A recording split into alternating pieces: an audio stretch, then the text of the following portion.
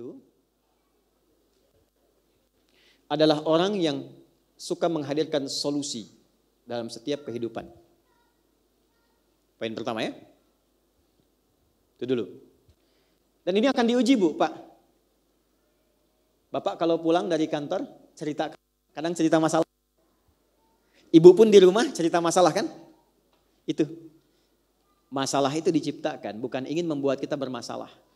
Tapi untuk mematangkan karakter hidup kita menuju jalan-jalan kebaikan. Dan ini ketika disebutkan pasti pemicunya akan diciptakan. Supaya kita dapat merumuskan hal yang menjadi karakter kehidupan kita ini. Manusia solutif. Datang dengan jawaban. 1. 2. Menjadi muslim itu, orang Islam itu, saat yang bersamaan, maka dia juga memiliki karakter argumentatif yang mencerdaskan. Cerdas. Jadi muslim itu pasti pintar. Cerdas. Kalau bicara punya argumentasi. Ya. Kalau diskusi punya alasan, terukur. Apa yang mau dibicarakan nih? Baca dulu. Lihat referensinya. Diskusinya nyambung. Jadi kalau kita bicara apapun, punya basic datanya, punya cara argumentasi yang kuat, sehingga apa yang dibincangkan itu semua punya makna. Menjadi muslim itu selalu ilmiah. Nih, dasarnya ilmu. Dasarnya ilmu. Makanya dalam Islam, ilmu itu kedudukannya penting, bahkan letaknya setelah iman. Adam alaihissalam saat pertama diciptakan, bekal pertamanya apa? Ilmu. Al-Baqarah ayat 31, wa 'allama Adam al-asma'a kullaha. Semua diajarkan ilmu dulu. Iman tanpa ilmu itu mustahil. Iman itu bersanding dengan ilmu. Bagai dua sayap. Ya, sayap kanan dan kiri. Kanannya iman, kirinya ilmu. Itu keduanya. Jadi kalau burung sayapnya satu bermasalah, nggak bisa terbang. Sama iman dan ilmu itu bagi orang Islam itu melekat. Iman saja, ilmu bermasalah, itu mungkin akan idealis, tinggi. Tapi boleh jadi itu mengantarkan dia pada perbuatan yang keliru. Ya Allah, saya dulu banyak salahnya. Saya tobat ya Allah. Besok saya akan mulai rajin sholat. Gak apa-apa besok subuh saya 4 rakaat. Ya setobat-tobatnya tetap 2 Joni. Gitu kan. Fardu. Ya. Yang paling bahaya itu sudah jauh dari agama, tobat kosong. Imannya dicas, bagus imannya dicas. Tapi ilmunya gak ada. Kamu harus bertobat. Tuh lihat tuh objek itu. Itu yang menyingkirkan Islam. Harus dibom itu. Hancurkan itu. Masuk jadi doktrin. Itu yang paling bahaya. Ilmu yang lemah mengantarkan seseorang bukan hanya pada perbuatan maksiat yang mencelakakan, tapi bisa menjerumuskan ke jahanam tanpa pernah bisa keluar darinya. Itu yang bahaya. Sama ilmu tanpa iman, jadi bahaya juga. Karena bisa merusak. Islam menata kita bahkan secara personal dari sebelum kita membentuk sistem kehidupan. Supaya apa? Kalau orangnya semua baik, pasti mereka akan bersepakat dengan kebaikan dengan sistem apapun. Maka surah An-Naba mengajarkan kita dasar-dasar kebaikan secara personal. Menjadi muslim itu 1, mesti pintar. Menjadi muslim itu 2, mesti solutif, argumentatif. Dimanapun berada jadi contoh. Anda tugas di mana, kerja di mana, pekerjaan Anda. Jadi contoh, jadi teladan. Jangan sekedar numpang kerja, kita itu agen dakwah. Kalau ada kejujuran, Anda yang paling jujur di situ. Kalau ada kedisiplinan, Anda yang paling disiplin. Jam kerja jam 7, datang jam 7 kurang seperempat. Ya. Kalau perlu jam 6, karena Anda security misalnya. Ya, nggak apa-apa. Ya. Kalau ada larangan korupsi, Anda yang jadi tokohnya, Anda teladannya. Di kampus, jadikan yang paling hebat, paling ilmiah, paling solutif, paling argumentatif, duduk paling depan. Tanya yang gak paham, masuk dengan keluar mesti beda. IPK 4 keluar, moralnya bagus, ideal. Itulah muslim. Dan yang terakhir riset. Dan riset ini sangat luar biasa. Makanya ketika Quran mengingatkan kita dengan istilah-istilah, perhatikan diksinya. Wa anzalna minal mu'sirati ma'an thajjaja. Ya. Dan kami turunkan dari proses yang tercipta dari serapan yang muncul di awan, terpusat di awan. Mu'sirat itu dari kata asir. Asir itu jus yang diperas. Diambil, tarik, turun ke bawah lagi. Artinya apa? Quran meminta kita meriset gimana bisa terlahir hujan tuh.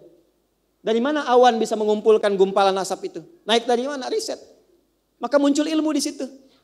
Kita dapatkan ilmunya. Oh ternyata ini dari penguapan di bawah. Ya, kemudian dari penguapan jadi uap ke atas, jadi awan. Ukuran ketinggian menentukan, semakin tinggi ke atas, semakin temperaturnya semakin dingin. Jadi kalau jatuh dia butirannya agak besar, pecah kemudian ya ketika masuk ke dalam sistem bumi, semakin tinggi jatuh semakin kecil. Kenapa di sini hujan rintik-rintik? Ya, kenapa yang di sini salju? Kenapa yang di sini esnya berbentuk? Riset. Nanti apa yang bisa dimanfaatkan dari situ? Itu Islam. Anda jalan-jalan lihat hewan aja disuruh riset kok. Di mana kitab suci mengajak kita meriset sesuatu dari apa yang kita lihat. Jalan ke kebun binatang, ke taman safari, lihat unta. Jangan cuma dilihat. Kalau lihat foto itu masih biasa. Muslim itu afala yanzuruna ilal ibili kaifa. Riset dong kata Allah. Coba riset untuk menemukan kebesaran Allah. Riset. Nazara itu melihat dengan detil, menganalisis. Bagaimana unta diciptakan? Apa bedanya unta dengan hewan lain? Dilihat. Kakinya ada berapa? Bagaimana selaput di matanya? Kok bisa nyimpen air di bagian temboloknya sehingga dia bisa bertahan tidak minum selama sebulan? Apa manfaat dari unta? Keluarkan. Sampai ke biologinya, sampai ke gizinya, keluarkan. Nanti terapkan di hewan lain. Itu contoh di antara sekian banyak. Banyak ayatnya, inna fi khalqis samawati wal ardi wa ikhtilafil laili wan nahari la ayatin liulil.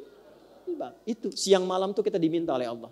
Nah, hasil riset ini jadi knowledge, data dicerna jadi informasi nanti diterjemahkan jadi knowledge, pengetahuan. Ya. Ini yang dipelajari. Maka muncul fisika, muncul kimia. Dulu orang baca Quran melahirkan ilmu, ilmunya dipelajari sampai sekarang. Turunannya itu. Nah, ketika menemukan ilmu itu bukan memperkaya diri atau menikmati dunia. Untuk mengingat kebenaran semua apa yang Allah sampaikan sehingga menjadikan kita lebih dekat dengan Allah. Kan teori ini muncul dari fenomena kan. Ada fenomena diamati, dari diamati ada data, ada informasi, dicerna jadi pengetahuan, muncullah teori. Nah, ilmu ini ketika sudah dapat teorinya harus menjadikan kita lebih dekat dengan Allah. Kenapa? Karena adanya ini pun untuk mendekatkan diri kepada Allah. Kan pertanyaan balik. Siapa yang mencipta langit ini? Siapa yang mencipta bumi? Siapa yang bikin matahari? Kita masih bertanya kan? Makanya untuk mempermudah pertanyaan itu ada ilmu. Ilmu ini ditemukan berdasarkan riset. Orang Islam itu mesti pandai riset. Riset, perbanyak riset. Nanti ilmu yang dihasilkan padukan dengan iman. Begitu iman ketemu dengan ilmu, tinggi derajat kita. Quran surah 58 ayat ke-11. Yarfa'illahu alladhina amanu minkum walladzina utul ilma darajat. Tapi kalau larut dalam pengetahuan saja, ujung-ujungnya banyak masalah. Imannya nggak dibawa.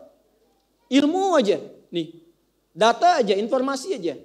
Ambil data, tengah-tengah informasi, kemudian ilmu. Informasinya publikasikan, ramaikan, semua diinfokan, semua diupdate. Sakit. Yang ada perdebatan. Ilmu dibanggakan, ada kemajuan. Sistem teknologi ini hebatnya, Amerika hebat. Sistemnya, teknologinya, militernya, macam-macamnya. Mohon maaf, mensejahterakan tidak? Membahagiakan tidak? Tidak ideal. Ya, jadi balikan ke diri kita. Jadi saya ingin katakan bahwa kadang-kadang apa yang dibanggakan oleh sementara orang, hanya kebanggaan semu dalam konteks keduniaan. Sementara hatinya rapuh. Dan Islam menawarkan yang ideal. Hatinya kuat, perilakunya baik, ilmunya juga mantap, dan hasilkan maslahat dari itu semua untuk membangun bangsanya. Dan inspirasikan ke banyak orang. Itulah Muslim. Muslim yang benar itu pasti mencintai negaranya, bangsanya. Dari situ tularkan kebaikan kepada tempat lain. Membuka kebaikan sehingga bisa dinikmati oleh setiap kalangan disebut fatah namanya. Makanya kita kenal Fathu Makkah, Fathul Andalus. Gak pernah disebutkan ekspansi. Gak ada ekspansi di Islam. Selalu pembukaan, membuka negeri ini jadi baik. Islam masuk ke Spanyol, Iberia itu Spanyol dengan sebagian Portugal. Bukan malah hancur, jadi maju, jadi peradaban. Dibangun itu. Adil, merata, bangun, menginspirasi. Islam masuk ke Nusantara dinaikkan statusnya. Ya, jadi makin maju, makin bagus. Koinnya Banten sampai ke Inggris. Di abad ke-18. Dan luar biasa. Nah, maka sebagai Muslim, dan kita dilindungi oleh undang-undang, praktekkan nilai-nilai ini. Keimanannya bagus, ke masjidnya bagus, sholatnya bagus, akhlaknya bagus, cerdas. gali potensi yang mencerdaskan, banyakin riset, dan perkuat ukhuwah. Ini kan banyak nih teman-teman, kenapa Anda nggak punya database? Saling bersaudara. Kan ini profesinya beda-beda ini, nggak sama semua. Coba berapa banyak yang pedagang di sini, pebisnis. Kenapa nggak saling berkenalan?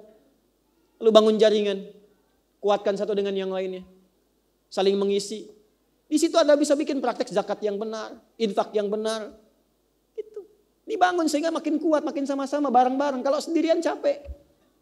Ya, tapi perbaiki diri. Datang, cas iman lagi. Ini yang kuliah nih. Kan banyak nih adik-adik di mana, kampusnya bisa beda-beda. Kenapa nggak saling kenalan, saling mengisi? Terus saling share, bikin buku sama-sama. Ya, punya harapan yang sama-sama, tuliskan dari sekarang capaiannya apa ke depan. Punya visi, itulah muslim. Itulah spirit An-Naba ayat 1 sampai dengan 16 itu. Bukan cuman kita bisa membacanya, tapi bisa membawa spirit itu dalam kehidupan kita. Setelah itu bangun bangsa sama-sama. Ya, tegakkan, cintai, bangun saling menghormati, ya, saling memuliakan dan inspirasikan keluar dengan nilai kebaikan. Itu yang dimaksudkan, negara menjamin kemerdekaan tiap-tiap penduduk untuk memeluk agamanya masing-masing dan beribadah menurut agama dan kepercayaannya itu. Pasal 29 ayat kedua. Nah, kalau sudah seperti itu, atau maaf masih belum sadar dengan itu semua walaupun sudah disampaikan, kata Allah ingat ya, satu saat kau akan berpisah dengan dunia ini. Jadi kalau terlalu sibuk dengan dunia, kerja lagi, bangun ini, bangun itu, berangkat gelap, pulang gelap, kamu akan berpisah. Kalau sudah tiba waktunya yang pasti terjadi, apa yang kamu siapkan? Berpisah dalam bahasa Arab disebut dengan fasal.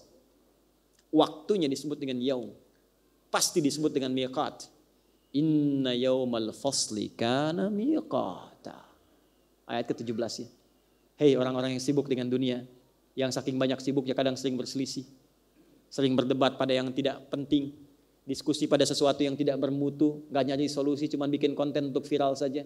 Rame-rame bikin perpecahan. Sampai kapan itu mau dilakukan kata Allah? Sampai engkau lupa dengan akhiratmu. Maka bawa kesuksesan duniamu untuk kebahagiaan akhiratmu. Karena satu saat engkau akan berpisah dengan apa yang selalu engkau sibukkan itu.